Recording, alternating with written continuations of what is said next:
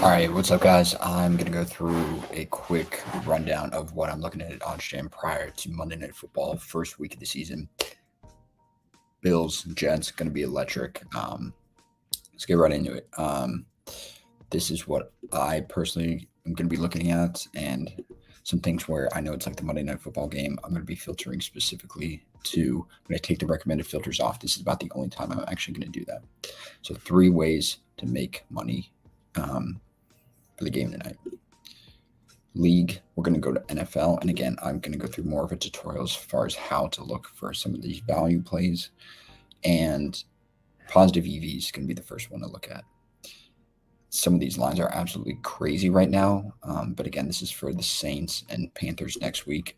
Right now, we're looking at some of the ones that are tonight, so you could filter the day range and just go to today. So some of the ones that I initially like are Garrett Wilson. I know a lot of people are going to like this. This is going to be a very popular play. Not a huge EV percentage, but you're still getting it on BetMGM as a less favorable odd compared to the under, and every other book has the over favored. So this is one bet that I would take. Garrett Wilson over 67.5 receiving yards. Lock it in. You can even click on to see where some of the other lines are at for Mr. Wilson.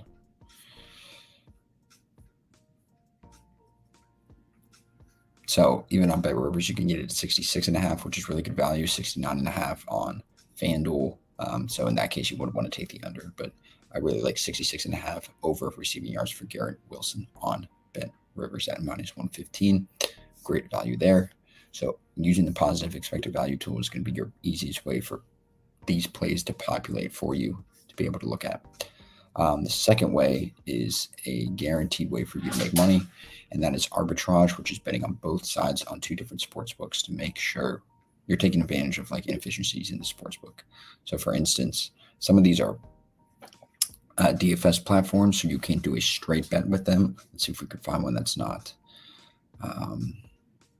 Player touchdowns, Brees Hall. You could bet them on Fliff for plus 300 to have a touchdown, and then on Barstool minus 280 not to have a touchdown. What does that mean? This calculator right here is going to show you exactly how much you need to stake for each side. So if you want to put 100 on Fliff, Brees Hall to score a touchdown, and then 294 on Barstool for him not to score a touchdown, that's a lot of money at stake, but it is a guaranteed risk-free bet of $5.26. Hey, not complaining, right? That's half a Chipotle burrito. Finally, the third one that I like is the low holds page. And this is interesting because it's not going to, you have to do a little bit more digging. It's not as far as going to provide you strictly sharp lines, but there's a lot more value on this that might not show up initially on the positive EV page.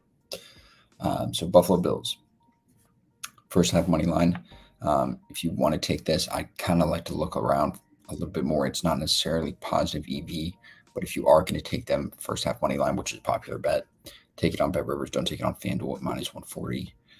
There's a lot of other values here. Deontay Hardy, you could see it's like favored on Barstool, and then it's split 50-50 on FanDuel. So you would want to take his over on FanDuel.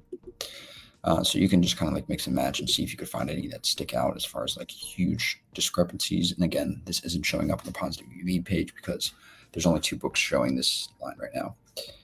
So it's not dense enough of a data point to be able to put on the positive EV page.